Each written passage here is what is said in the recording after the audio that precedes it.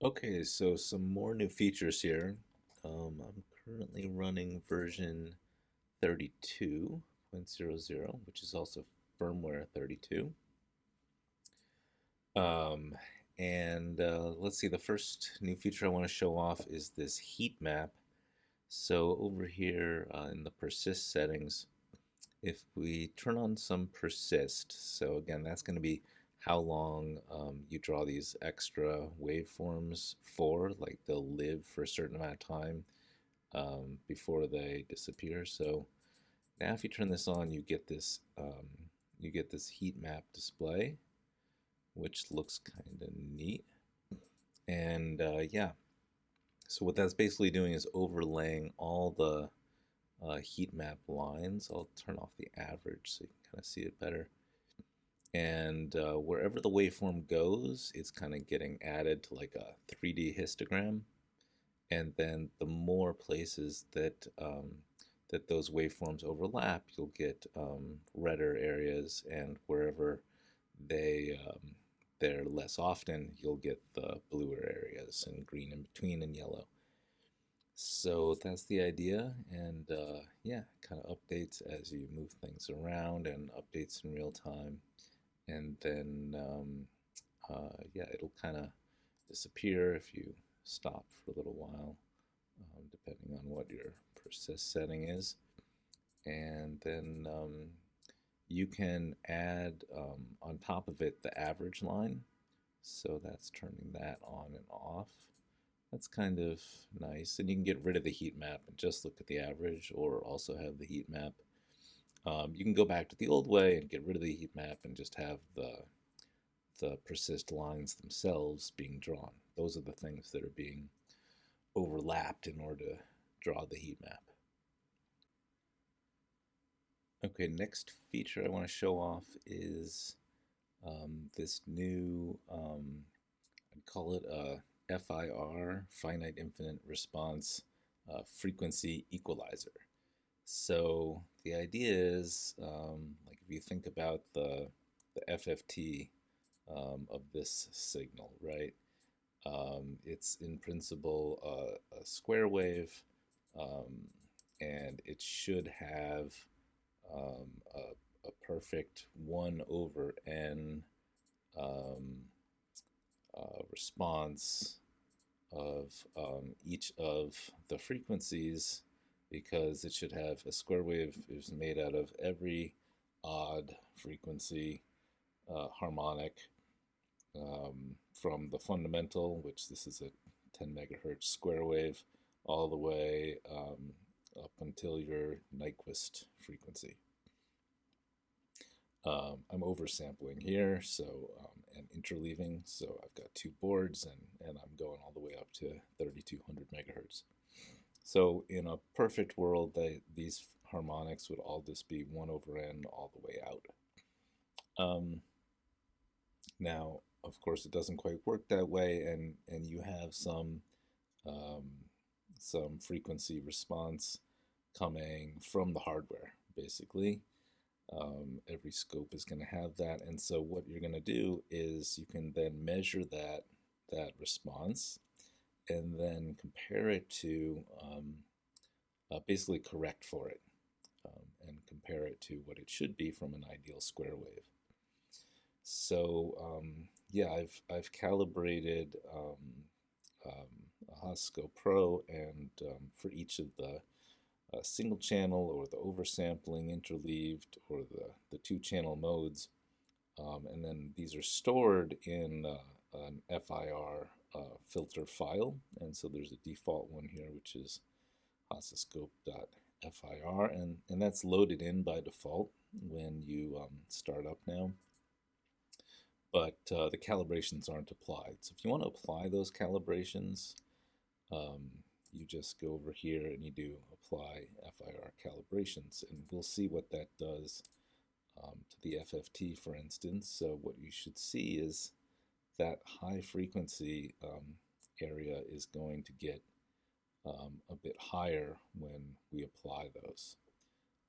So yeah, keep your eye on what it looks like there. And now if I turn it on, and do it again.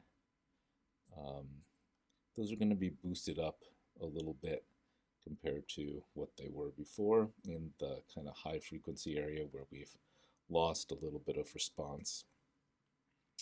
And yeah, what's the effect of that? So if we look at like our rise time, right? So let's measure the rise time of this signal. And here we are, we're at, let the average go, we're at 0.160,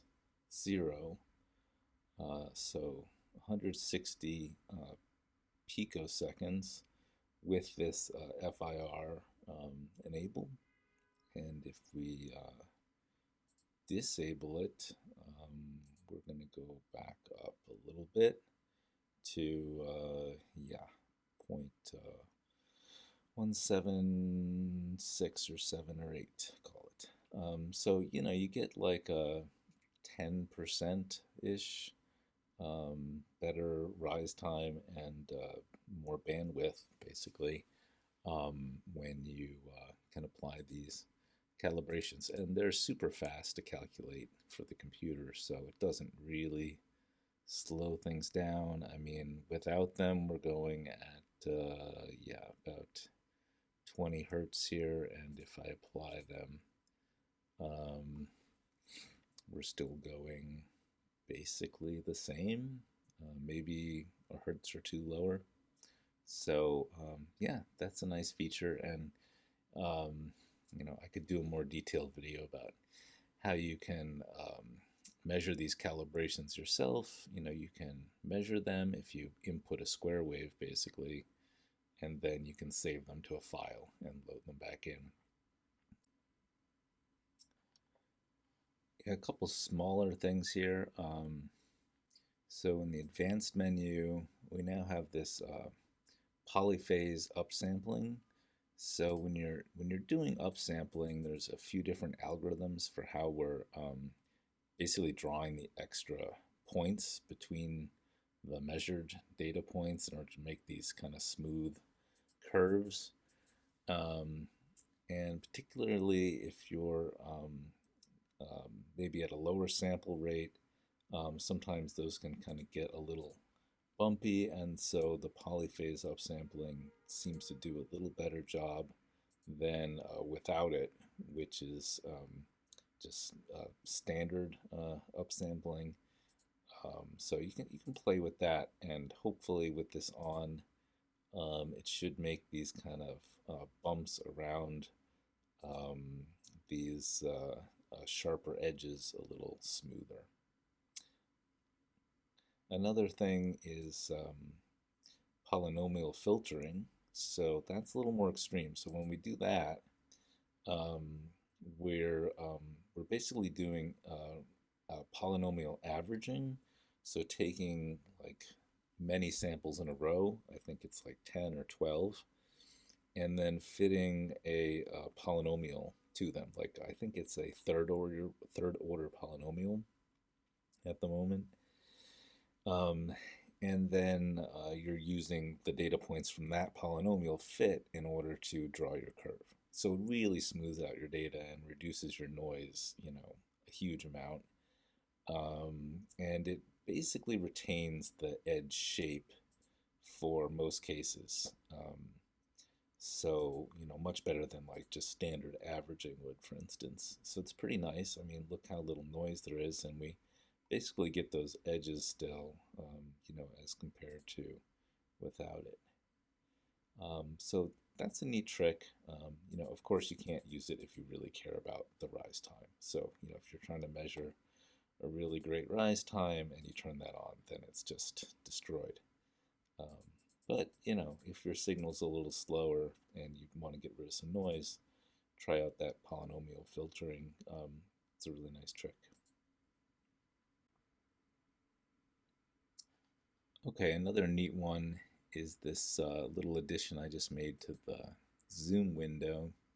So if you go over here to view and zoom window, we can pull up our zoom window, It's a little hard for you to see on the YouTubes, but you see that you have this ROI, of course, in the zoom window, and you can move that around to wherever you want to look at whatever area you want to zoom in on in your waveform, right? And you can change the sizes of it or whatever. Great, and now you've noticed we have this little yellow crosshairs, which it follows where your cursor is in one window, and then you can see where it is in the other window. So it just helps you kind of not get quite so lost about what you're looking at if you have a lot of things going on in your window. If you go over in the other window, then it also syncs up and will show you where you are in the main window. So I thought that was kind of neat. Okay, you'll also notice we have this new dashed line here, and that is the delta value. So that's drawn now to just help you see where it is, because that's really where your signal is kind of triggering on. So remember, delta means that you've got to go from below the main trigger threshold, which is here at 0 right now, to above delta. And that helps cut down on noise, basically, noise triggering, because your noise could make you go a little bit above the trigger threshold and then trigger, but now you've got to get above the threshold plus delta, and so you won't trigger unless your signal goes significantly above the trigger threshold, delta above the trigger threshold. And yeah, that's where the trigger is actually happening. You see it's lined up in time at this delta value, and if you change that, that's where the trigger is really occurring, when you get delta above it. Whereas your trigger threshold itself is down here, trigger threshold, quote unquote. So yeah, you can see where that is now, which is helpful. And yeah, just to show you that if you make delta really big, then you won't trigger on that signal anymore at all. Okay, so the last thing I want to show is this new runt trigger capability. So the idea of the runt trigger is that maybe you have some signal and it's got to pass the trigger threshold and the delta, like this one is, but maybe there's some times that the signal does something that is small, like a little runt event, and you just want to trigger on those. So that means you want to trigger on things that cross the normal trigger threshold, but you don't want to trigger if it also crosses some higher threshold. So you would veto those that are at the normal higher threshold and just trigger on the things that are at the lower threshold. So to do that, you can now bring down this runt trigger threshold, and once you get it on the screen, you can drag it with the line. And that, you see, is going to only trigger on those things which are not crossing the higher threshold. We can zoom in there. Now, not cross the higher threshold when? Like, not cross the higher threshold,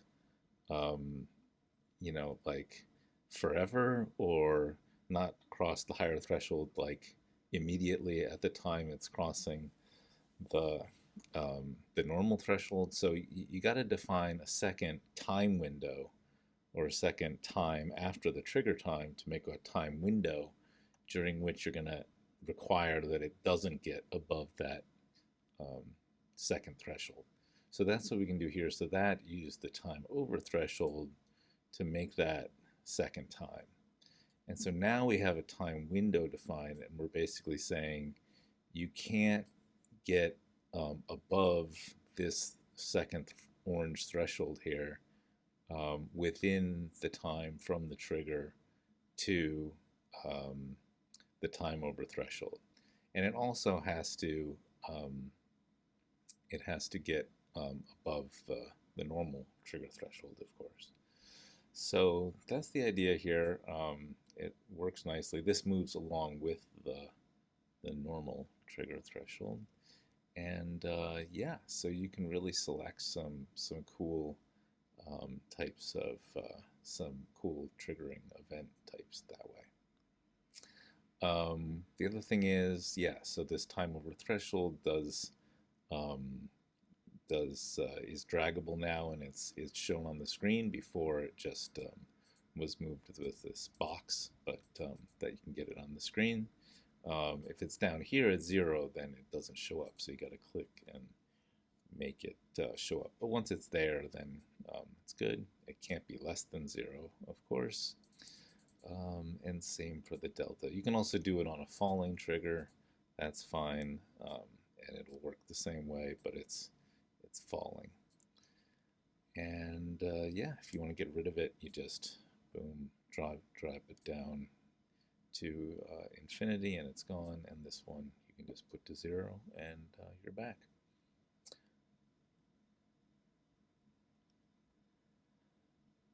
Yeah, I also added some lines for the trigger hold off too. So if you want to require that the signal does not fire in some time before the trigger threshold, that's the hold off. That was there in the firmware before, but now we have a line for it.